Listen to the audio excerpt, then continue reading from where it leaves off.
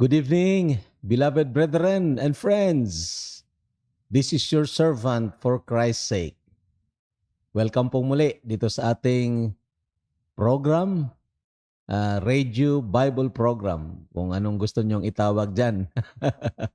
Ang mahalaga na naihahatid po natin ang salita ng Diyos sa bawat interesadong matuto at lumago sa kaalaman patungkol sa Panginoong Jesucristo.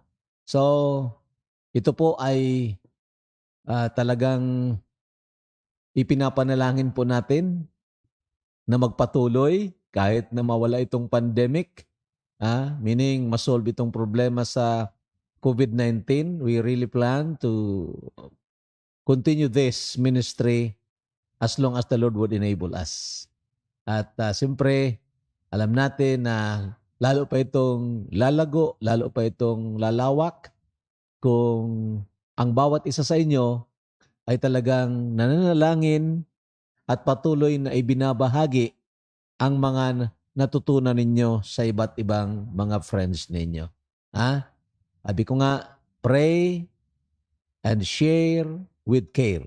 Okay, ganun yon. So, upang sa ganun, ang mga tao ay mabigyan ng pagkakataon na makarinig ng salita ng Panginoon. Lalo pa itong Ebanghelyo na ngayon ay tinututukan po natin dito sa aklat na ipinasulat ng Diyos kay Apostol Pablo sa mga taga-Roma. At medyo chapter 2 pa rin tayo. Dadako tayo ng konti sa chapter 3. So, ang panahon na ito o ang mga chapters na ito ay nagbibigay ng diagnosis ang Panginoon sa pamamagitan ni Apostol Pablo, pamamagitan ng sulat na ito. At talagang nakikita natin lahat ng tao, kasama na po ako diyan, kasama po tayo, na talagang hindi makakapag-alibay sa harapan ng Diyos. Dahil tayo nga po ay idiniklara na nagkasala laban sa Diyos at talagang kinakailangang hatulan.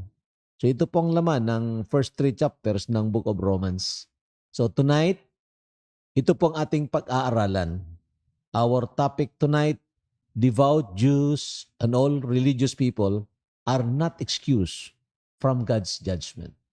Totoo po yan mga kapatid. Na kahit na napakasinsiro ng isang tao, kahit na nagsusunod siya o sumusunod siya sa mga alituntunin ng kanyang relihiyon. Kahit na detalyado na sinusunod niya ito, hindi pa rin ito sapat upang makapagbayad ng kanyang kasalanan at hindi pa rin ito sapat para makakuha ng pabor mula sa Panginoon. In fact, ang isang taong nag-aakala na dahil siya ay kaanib ng isang relihiyon, at ito ay talagang pinagsisikapan niyang sundin ang mga alituntunin doon, ang mga taong nag-akala na dahil doon ay talagang natutuwa ang Diyos at balang araw ililigtas sila ng Panginoon, malaking pagkakamali po yan. Discover po natin yan dito sa ating pag-aaralan. And before that, I want to make it clear ang salitang relihiyon. Kasi sa Biblia, may word din na relihiyon o religion. Yung sa James chapter 1 verse 27. Pero iba ang pagpakahulugan doon sa sinasabi ng sanlibutan ngayon na relihiyon. Pag sinabi relihiyon, identified yan doon sa tinatawag grupo, organisasyon, religious organization. Pero sa New Testament, pag sinabi religion, especially in James chapter 1 verse 27, it's speaking about a way of life. Ibig sabihin, ng isang taong tunay na nakakonektar sa Panginoon, ang way of life niya is a way of love. A life of love and a life of holiness. Ganon yon. So, next time, pag-aralan pa rin natin yon.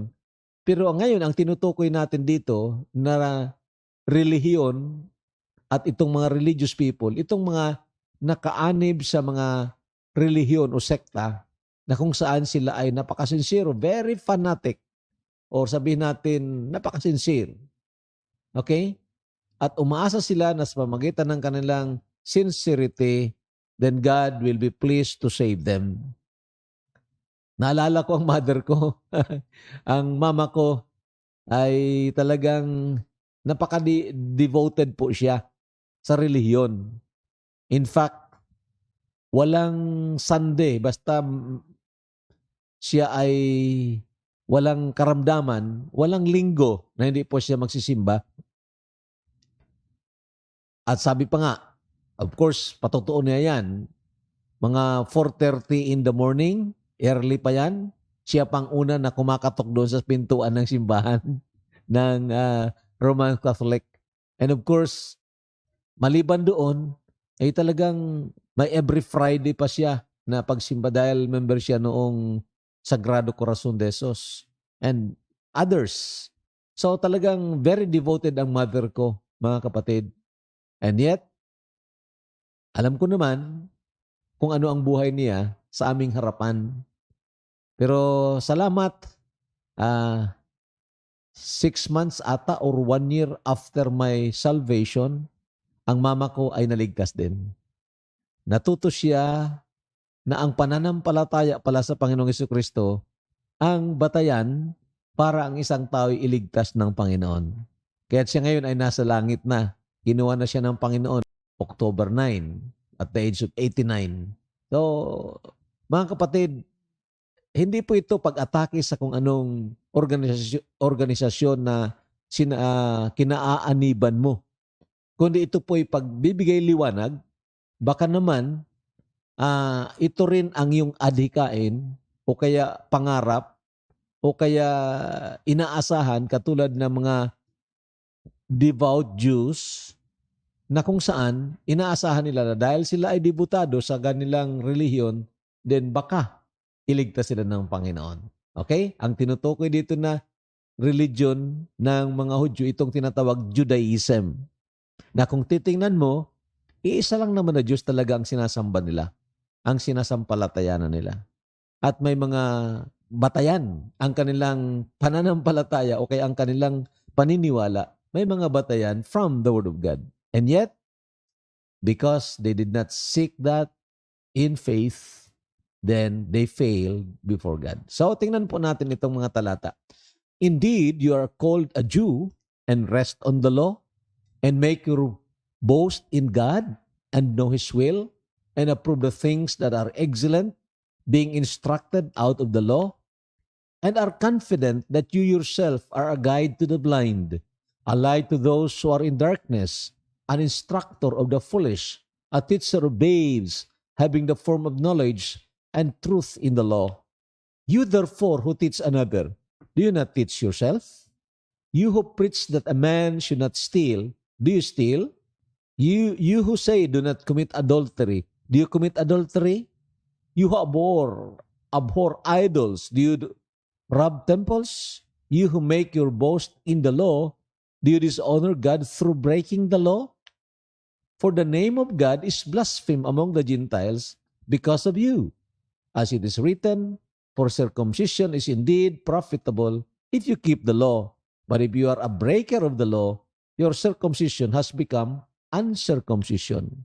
Therefore, if an uncircumcised man keeps the righteous requirements of the law, will not his uncircumcision be counted as circumcision? And will not the physical or physically uncircumcised, if he fulfills the law, judge you who, even with your written code and circumcision, are a transgressor of the law? For he is not a Jew who is one outwardly, nor is circumcision that which is outward in the flesh, but he is a Jew who is one inwardly, and circumcision is that of the heart, in the spirit, not in the letter, whose praise is not from men, but from God. And then dadako tayo dito sa chapter 3. What advantage then has the Jew? Or what is the profit of circumcision? Much in every way, chiefly because to them were committed the oracles of God. Kung mapapansin po ninyo mga kapatid at mga kaibigan, may series doon na rhetorical questions. Meaning, katanungan na nandoon mismo sa tanong ang kasagutan. At kung pag-aralan nyo, iisa lang doon ang konklusyon. Itong mga debutadong mga Hudyo na nagsusumikap sundin ang kautusan ay talagang sila rin, bagamat sinasabi nila tagapagturo sila ng kautusan, sila mismo ay breakers of the law. Yon, dapat naintindihan po natin yon. Ang ibig sabihin, sila nga na binigyan nitong 10 utos at ng iba pang mga kautusan, sila nga hindi rin nakatupad sa kautusan. Kaya they are not excused. At kahit na sinong nag-aakala na dahil sila ay sumusunod sa mga alituntunin ng kanilang relihiyon, katulad ng mga Hudyo, ganun din ang verdict ng Panginoon. Ang ibig sabihin, parang nasa courtroom at inuusisa ng Panginoon itong mga nakaharap sa kanya ng mga akusado at sabi ng Panginoon, totoo talaga ang akusasyon laban sa inyo. Lahat kayo ay guilty. Okay? So yan po ang makikita nating conclusion dito. Now, siguro ko kailangan natin ang background muna ng history of the Jewish people. At least, doon sa mga bago pa lang na mag-aral ng salita ng Panginoon, you need this. They were descendants of Abraham, Isaac, and Jacob. Itong tatlong mga patriarchs, binabanggit palagi ito. The God of Abraham, Isaac, and Jacob. Dahil ito sila ang mga tao na kung saan mayroong covenant ang Panginoon. Okay? May covenant, may tipan ang Panginoon. At kilala ito ng mga Hudyo, ng mga Hebrew Israelites. Kilala na itong mga pangalan na ito. And then, they were unconditionally chosen of God. Pinili sila ng Panginoon, hindi dahil mabait sila kaysa ibang mga bansa. Unconditional na pinili sila ng Panginoon upang maging lahi na kung saan doon lalabas ang Kristo sa pagparito niya sa laman. Okay? Hindi lahing Pilipino, hindi lahing Amerikano, hindi lahing European o Spanish. Hindi po, lahi ng mga Hudyo. Okay? Particularly Hebrew Israelites. Kasi kung ititrace ninyo yan mga kapatid, maliwanag po yan. Sa 12 anak ni Jacob, mayroon isang dinaanan dyan isa sa mga tribo dyan, ang dinaanan ng pagiging tao ng Panginoong Jesucristo, the tribe of Judah. At ito naman ang linya ng mga hari ng royal family. So, may tinatawag na pedigree itong mga Hudyo, especially that they were called as of the tribe of Judah. Then, sa history po nila mga kapatid, many times na sila po ay nagsuway sa Panginoon, nag-disobey sa Panginoon, many times na iniwan nila ang Panginoon at nagsamba sila sa mga Diyos-Diyusan. Maliwanag naman yan, basahin nyo ang Biblia. So itong mga Hudyo na nagsasabi sila ay mas magaling kaysa iba, ang history nila puno din ng pagsalansang laban sa Diyos. And then, pinapalo sila ng Panginoon. Pag sila humingi ng tawad, pinapatawad sila. Ganon. Nakita nila ito na kabutihan ng Panginoon. In fact, the last time na sila ay pinalo ng Panginoon, itong mga Hebrew Israelites, nang itinakwil nga nila ang Panginoon, na sila mismo ang nagpapako sa Panginoong Jesucristo. So, alam natin yan, katotohanan yan. And then, after about 70 AD, itong Hebrew Israelites, sila po ay pinaalis ng Panginoon dyan sa lupain ng Israel at sila ay na-exile sa iba't ibang mga bansa, particularly in the continent of Africa. Okay? So medyo kung nagsubaybay kayo sa akin, na-discuss na rin po natin yan, na talagang itong mga naninirahan ngayon dyan sa Israel ay talagang hindi po yan tunay na mga Hudyo. Oo. Hindi po yan ang tunay na mga Hudyo. Sabi ko sa inyo, Peke po yan. Okay? Now, so, balang araw, ang Diyos, iipunin silang muli. And of course, na-discuss na rin natin yan when we study the book of Revelation, at dadalhin sila muli sa Promised Land. Yun ang glorious day ng bansang ito o ng mga taong ito. So, mabasahin natin ang ilang mga talata para ma-acquaint po tayo dito. Deuteronomy chapter 7 verse 6, sabi dito, "For you are a holy people to the Lord your God." Ang ibig sabihin nito ng holy people, hindi na wala silang kasalanan, kundi sila ay siniparate ng Panginoon. The word holy, of course, is being separated from or sanctified from. Kinuha sila from among the nations at dinala para sa Panginoon. For you are a holy people to the Lord your God. The Lord your God has chosen you to be a people for Himself, a special treasure above all the peoples on the face of the earth. Tunay nga po yan. Pinili po itong bansa. Okay? And then verse 7, the Lord did not set His love on you nor choose you because you were more in number than any other people. For you were the least of all peoples. Totoo po yan mga kapatid. Ito ang history nila. Hindi dahil mga sikat silang bansa o sikat silang mga tao. In fact, si Abraham nga, ang description ng Bible, Assyrian ready to perish. Meaning, kasi baog. Si Sarah, matanda na si Abraham. Nagmenopause na si Sarah. Pero milagro ng Panginoon. Nagkaroon sila ng anak. At yun nga ang pinagmulan at nagpatuloy ang bansang o ang lahing Israel. So, sabi ng verse 8, but because the Lord loves you, yun ang word na unconditional. Pinili sila ng Panginoon para sa Kanya, hindi dahil mas magaling sila, kundi nag-decide ang Panginoon na mahalin sila. But because the Lord loves you and because He would keep the oath which He swore to your fathers. At pangako nga ng Panginoon kay Abraham, the Lord has brought you out with a mighty hand and redeemed you from the house of bondage, from the hand of Pharaoh, king of Egypt. At ito, history pa rin ito mga kapatid. Okay? And then, of course, verse 9, therefore, know that the Lord your God, He is God, the faithful God, who keeps covenant and mercy for 1,000 generations with those who love Him and keep His commandments. So it's because of the faithfulness of God. And then, verse 10 and 11, and He repays those who hate Him to their face to destroy them. He will not be slack with him who hates Him. He will repay him to his face.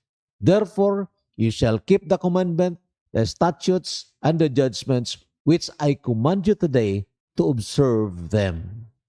So makita niyo mga kapatid, ipinapakilala dito ng Panginoon kanyang sarili na siya ay matapat na Diyos.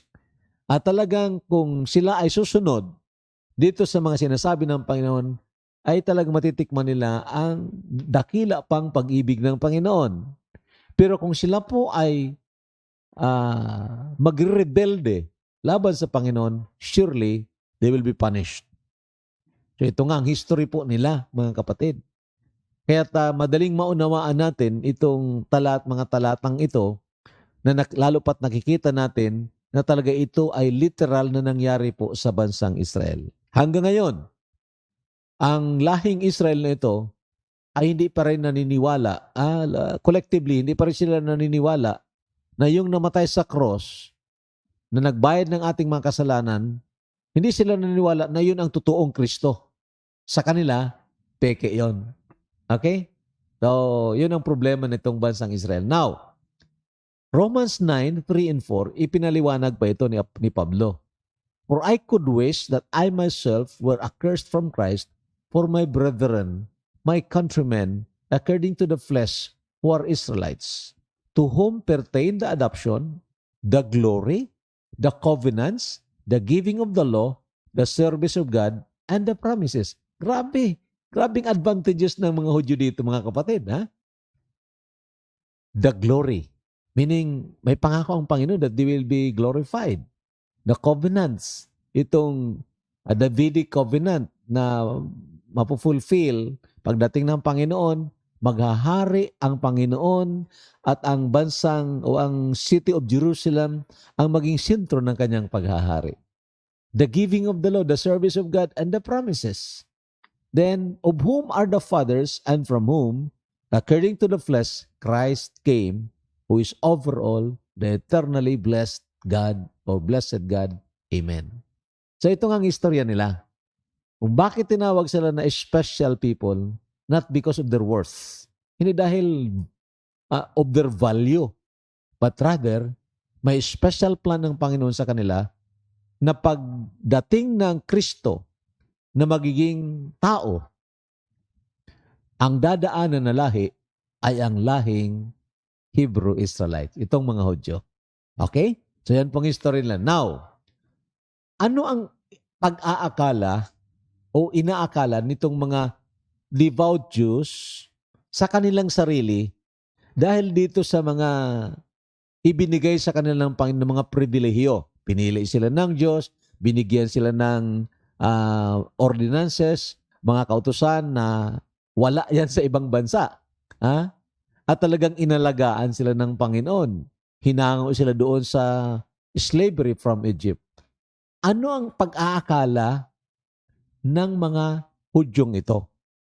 Mga kapatid, first, akala nila special silang mga tao because God gave them the law and its promises. Okay?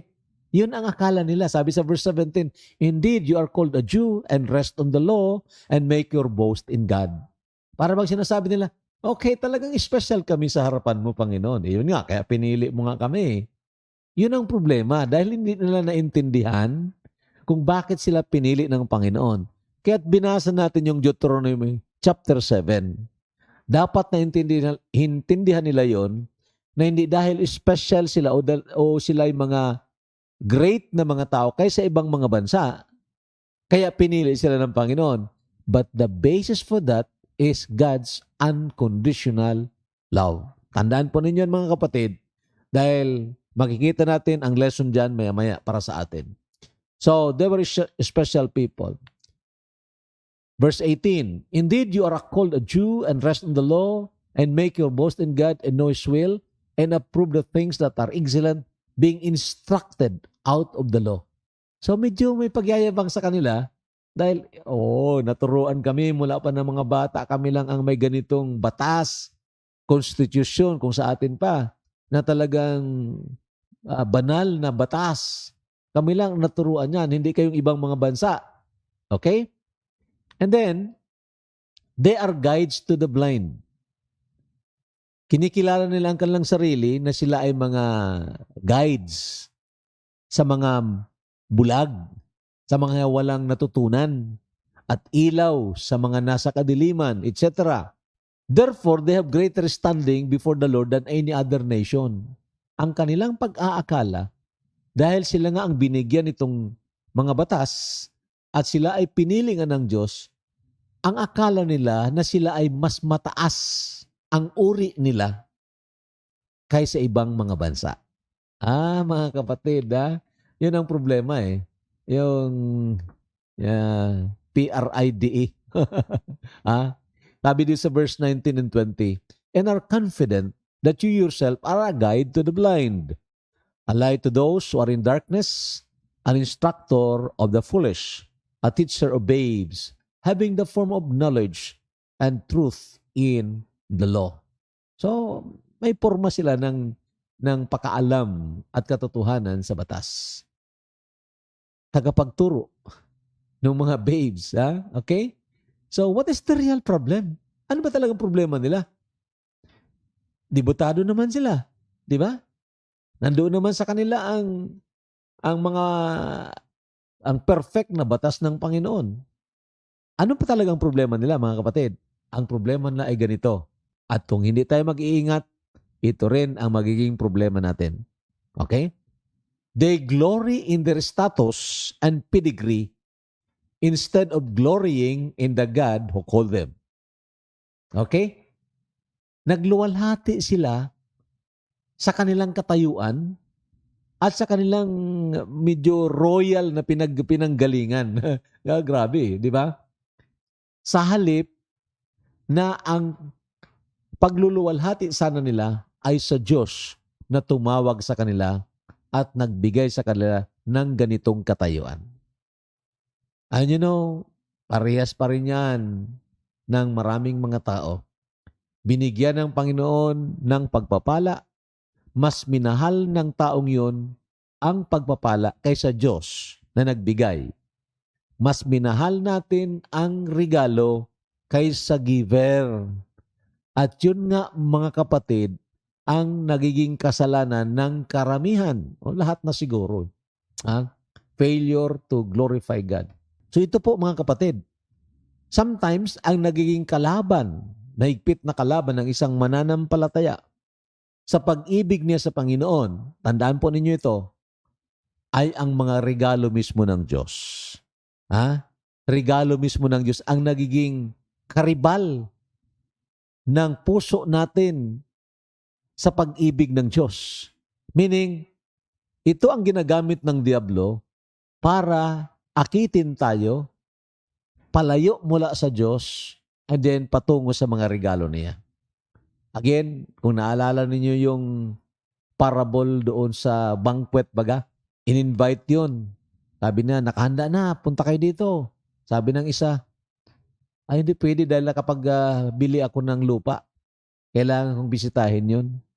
Sabi naman ng isa, ay hindi ako maka-attend kasi nakabili ako ng 5 pares na oxen. Hindi ako maka-attend. Sabi naman ng isa, bago lang ako ikinasal kaya hindi ako maka-attend. Na ang tanong, masama ba yun? Masama ba yung mga lupa na yun? Masama ba yung mga oxen na yun? Masama ba mag-asawa? Basta magpakasal? Hindi, di ba? So, ang ibig sabihin, ibinigay ito lahat ng Panginoon. Dapat hindi ito maging hadlang para sa paglapit natin sa Panginoon. Pero kung hindi po tayo mag-iingat, mga kapatid at mga kaibigan, katulad din tayo ng mga Hudyo na binigyan ng ganitong mga privileges sa halip na ito ay maging assets nila para lalong makilala ang tunay at buhay na Diyos, ang nangyari, mas minahal nila ito kaya't naging stumbling block sa kanilang buhay. Okay? Their advantage became their stumbling block because they focus on their value rather than God's favor. Diba? Akala nila, kaya't pinili sila at binigyan sila ng Panginoon ng ganitong mga pagpapala at ganitong mga blessings or rather mga covenants. Akala nila, mas mataas ang kanilang halaga o mas mahalaga sila kaysa ibang mga bansa. Grabe, no? As if na ang Diyos ay nakakita sa kanila ng bagay na maaring masabi ng Panginoon, talagang mahalaga kayo kaysa kanila. Hindi po, mga kapatid. Sabi ko nga sa inyo, as far as dignity is concerned, parihas lang tayo as human being. We are created in the image of God. Mayaman o mahirap, lahat yan, mahalaga sa harapan ng Panginoon. Pantay-pantay lang yan sa harapan ng Panginoon as far as dignity is concerned. Kaya hindi dapat mag-isip ang isang taong mayaman na pwede niyang hamak-hamakin ang mga mahihirap. Hindi pwede. Kung minsan, yun ang nangyayari sa ating sosyedad, mga kapatid. Kahit na doon sa mga na-aksidente baga, mayroon ng stipulated na amount. Pag ikaw ay medyo mahirap na tao na na-aksidente, ito lang ang stipulated amount. 12,000 pesos. Example yan. Pag ikaw ay abogado, ay medyo mahal. Mahal yan. Mahal ang ibabayad sa iyo kung na-aksidente ka ng kung sinong tao. Di ba? Ganon yun. Kasi tinitingnan nila ang value ng isang tao according to their usefulness per se. Kaya nga, pag hindi ka na useful, alisin ka na. Doon pumapasok ang tinatawag mercy killing, euthanasia. Pero mga kapatid, sa harapan ng Panginoon, pantay-pantay lang po tayo as far as dignity and value is concerned. Kaya't huwag mo akong hamakin at hindi rin kita hahamakin dahil sa harapan ng Diyos, ikaw ay mahalaga, ako rin ay mahalaga, being created in the image of God. Okay po? Now, ito rin kung minsan ang isang problema ng mga anak ng pastors. I think I have to discuss this also. Alam nyo, kung ikaw ay anak ng pastor, parang privilege ka nga eh. In the realm of Christianity. Okay? Parang privilege ka. Dahil maliit ka pa, naturuan ka na ng mga salita ng Panginoon. And then, of course, bagamat sabihin natin kung sa material na bagay, maraming pastor talagang salat. Okay? Pero, talagang parang nasa pedestal yon. Ang problema, mga kapatid, pwedeng mag-akala ang mga children of the pastors na sila ay hindi naman masyadong makasalanan kaysa iba. Lalo pa kung hindi nga sila dumaan sa mga dinaanan ng mga taong niligtas ng Panginoon from or out of that dunghill. Di ba? So maaring ganun ang isipin. And so they become self-righteous, katulad itong mga Hudyo. Okay, now, Romans 9, basahin po natin ito. But Israel, pursuing the law of righteousness, has not attained to the law of righteousness. Why? Because they did not seek it by faith, but as it were by the works of the law, for they stumbled at that stumbling stone. Ito ang naging problema ng mga Hudyo.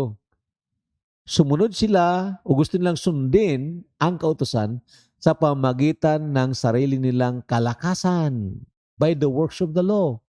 Okay? Akala nila kung masusunod nila ang kautusan, magiging matuwid sila sa Panginoon. Pero the Bible is very explicit na ang taong tatawagin ng Panginoon matuwid, idideklara ng Panginoon na matuwid, ay ang taong nanampalataya sa Diyos na nagpapawalang sala sa masama. So, they did not seek it by faith, but they sought it by works of the law. Okay? So, sana hindi tayo mahulog sa ganong sitwasyon o ganong problema ng mga Hudyo. Na dahil alam natin ang bersikulo, alam natin ang mga talata, then we are thinking that by doing these things and doing that, then God will be pleased to us and He will save us. No, it's not. Salvation is by faith on Christ alone, not by the deeds of the law. Pag-aralan pa rin natin yan pagdating natin sa chapter 3. So lessons for us, mga kapatid. God's favor is not to the worthy, but to the humble. Okay? Tandaan po ninyo yan. Kung gusto makuha ang pabor ng Panginoon, ito yung tinawag biyaya, unmerited favor ng Panginoon, you must be humble. Because He gives grace to the humble, He resists the proud. Kung akala mo, ikaw ay mas magaling kaysa iba, kaya't you are expecting favor, at yung mga masasama kaysa iyo ay hindi pwedeng paboran ng Panginoon, you are seriously mistaken. Ganun ang pagkakamali ng mga Hudyo eh. Naalala niyo ang Book of Jonah? Si Jonah, bakit ayaw pumunta doon sa Nineveh? Kasi alam niya ang Panginoon. Na ang Panginoon very gracious. At kung pahayagan niya ng salita ng Diyos, ang mga taga Nineveh ay maaari silang mangagsisi at magbalik loob sa Diyos. So ayaw ni Jonah na maligtas yung mga taga Nineveh. Bakit? Sa isipan ni Jonah, hindi sila karapat-dapat. Kami lang na mga Hudyo ang karapat-dapat. And until now, ganun ang attitude nitong mga kaibigan nating mga devout Jews. Mga kapatid, tandaan po ninyo, ang pabor ng Panginoon, unmerited favor of God, that is the grace na tinatawag, hindi yan nakukuha dahil sa ikaw ay karapat-dapat. Nakukuha yan ng mga taong hindi karapat-dapat, subalit nagpapakumbaba sa harapan ng Diyos. And titles, positions, and pedigrees do not make us greater in value than others. Tandaan po ninyo yan. Mga titulo, kung anong posisyon mo, ikaw ay doctor, so and so, at kung ano pa, most reverend, o kung ano, it does not make you holier than others. It does not make you of more value than others. Yan ang pagkakamali, mga kapatid. At yan ang sa reliyon eh. Kaya nga gusto nila ng mga titles. Gusto sila tawagin na ganito, most reverend. Grabe Gusto sila tawagin ng DD. THD. DD. Sabi ng isang writer, DD is dumb dogs. Those who do not preach against sin. Ganon. Pero very dangerous ang titles, mga kapatid. Ang position. Naalala ko yung isang bata na mayroong nakausap na isang kernel ata yung major. Tapos, nag-usap sila, tapos ipinapakilala, sabi niya, ito si Colonel so and so. Sabihin, pangalanan natin na Pedro. Ang tawag lang ng bata sa kanya, Pedro. Sinaway siya nung nagpakilala na matanda. Sabi na, bakit tinatawag mo lang siya Pedro? Major yan, Major Pedro so and so. Hindi, sabi niya, si Jesus nga, Jesus lang eh. Di ba? Oo nga naman. Kung minsan mahilig tayo sa title. Ang title, parang dekorasyon lang yan eh. Wala yan. What is important is your inward relationship with the Lord. Yun ang tinutukoy doon. It is not the circumcision on the outside.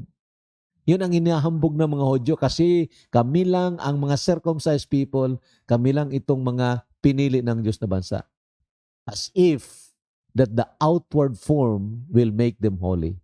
Pero sabi ni Apostol Pablo, no, it's not. It's the inward circumcision. Ibig sabihin, iyong pagbabago ng banal na espiritu sa puso ng tao na siya nananampalataya sa Panginoon ay magkakaroon ng pagbabago sa labas coming from the inside. Okay? So sana naintindihan po natin yon. Hindi yung panlabas. Kahit na araw-araw ka dyan magsimba, kahit na manirahan ka pa dyan sa simbahan ninyo, dyan ka na manirahan. Araw-araw nakaluhod ka, umiiyak ka, nagsasakripisyo ka, nagpipinitensya ka.